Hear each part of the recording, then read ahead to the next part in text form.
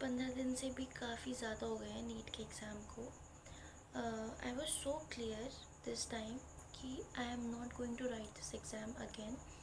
और मैंने एक वीडियो भी बनाई थी नीट से पहले, जिसमें मैंने बोला था कि whatever happens after this exam, at least I will come up with a personality which will not depend on entrance exam, and I'm finally saying bye to this.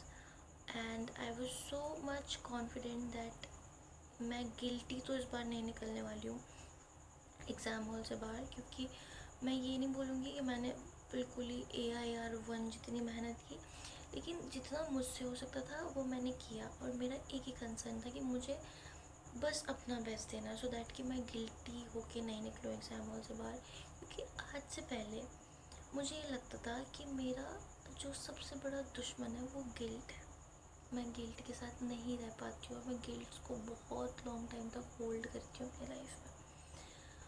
पर ये जो 15 दिन नीट के बाद हमारे निकले हैं, क्योंकि मुझे अब नीट दोबारा नहीं देना, तो मैं और करियर ऑप्शंस के बारे में सोच रही हूँ। एंड आई एम थिंकिंग कि कैसे अब लाइफ को सेटल किया जाए और क्या करियर में ऑप्ट करूँ।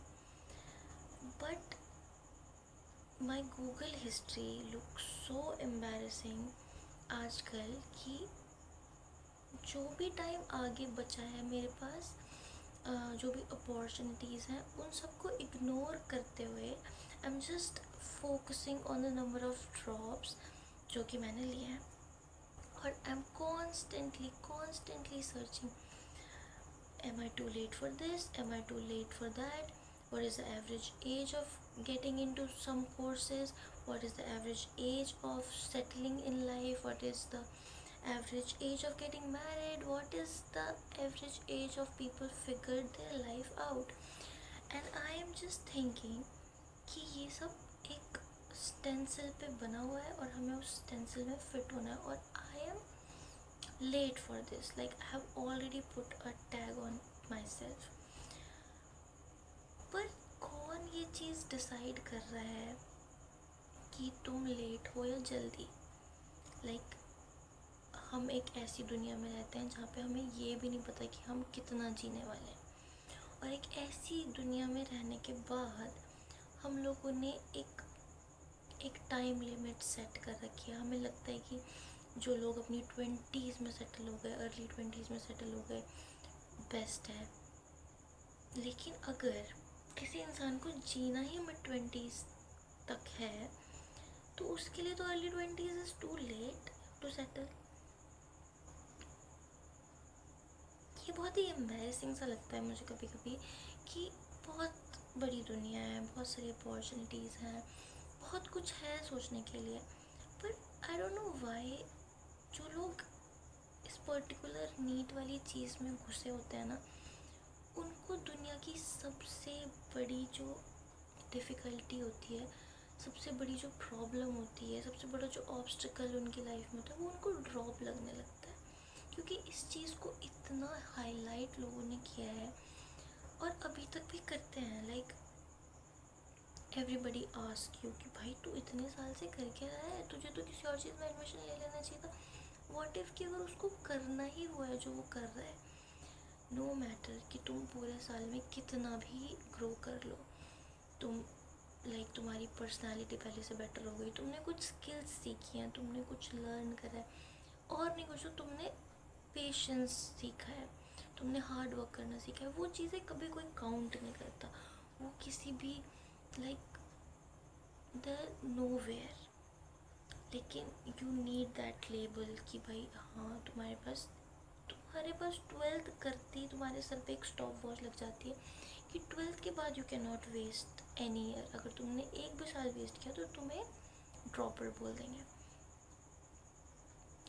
मैं बिल्कुल भी डिनाई नहीं करती कि जो ये बातें होती हैं कि अब single piece of paper can't decide your future, करता है भाई, करता है। इट इज़ वेरी रियल, और specially if you are in India, तो वो एक single piece of paper decide करता है तुम्हारी लाइफ। लेकिन ये कौन डिसाइड करता है कि वो पेपर तुमको किस एज तक चाहिए? देर आर जॉब्स जो कि पहले से एक पर्टिकुलर एज मेंशन करती हैं कि अगर लाइक एक क्राइटेरिया होता है कि तुम उसमें हो तो तुम उनको ज्वाइन कर सकते हो, वो उनका क्राइटेरिया है, वो हम एक्सेप्ट करते हैं। लेकिन इन जनरल तुमको किस फील्ड में जाना है, तुम्हारा क्या इंटरेस्ट है या फिर तुम्हारी क्या चॉइसेस हैं, वो तो कोई डिसाइड नहीं करता, वो तो तुम डिसाइड करते हो। तो हम क्यों इतना सब कुछ सोचते हैं कि what is the right age of doing something.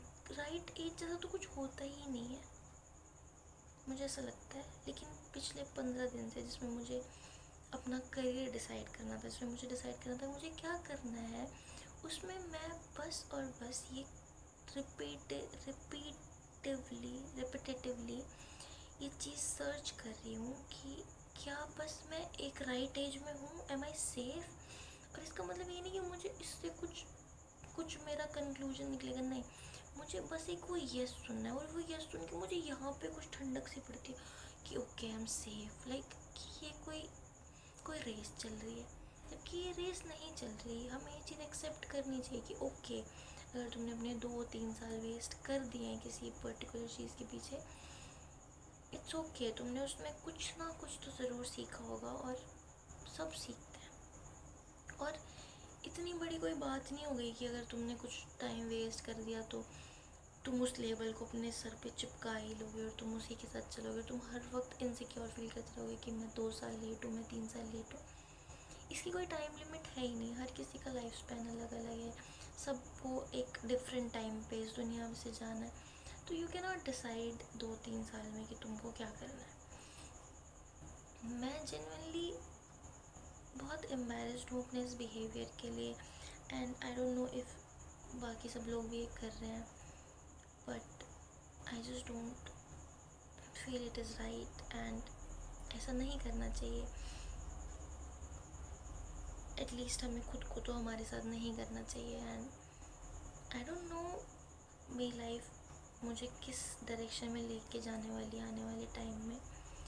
पर वन थिंग जो मैंने अभी राइट नाउ डिसाइड की है कि I am not going to carry this label with me any more. भाई नो, ठीक है, एक डिफरेंस होता है ग्रोथ में और अचीवमेंट में, और मैं उस चीज़ को एक्सेप्ट करती हूँ कि ग्रोथ अलग होती है, अचीवमेंट अलग होती है। लोग अचीवमेंट्स देखते हैं, ग्रोथ तुम खुद देखते हो, अपनी ग्रोथ। तो ठीक है, एटलीस्ट अगर मैं ये चीज़ औरों के सामने लाइक और बाकी लोग नहीं कर सकते तो मैं तो खुद के लिए कर सकती हूँ ना। मैं अपनी ग्रोथ को एक्सेप्ट कर सकती हूँ कि ठीक है, एक पर्टिकुलर टाइम मैंने किसी चीज़ में लगाया और मैंने ग्रो किया, and now I am moving forward, and I should not carry this label with मी। और जब तक हम इस रेस में चलते रहेंगे, और अगर हम पहले से ही ये लेके चलेंगे कि हम 2-3 साल लेट हैं, तो फिर हम लाइफ लॉन्ग अपने आप को 2-3 साल लेट ही मान के रखेंगे। तो आई डोंट थिंक सो कि ये करना चाहिए। That's it.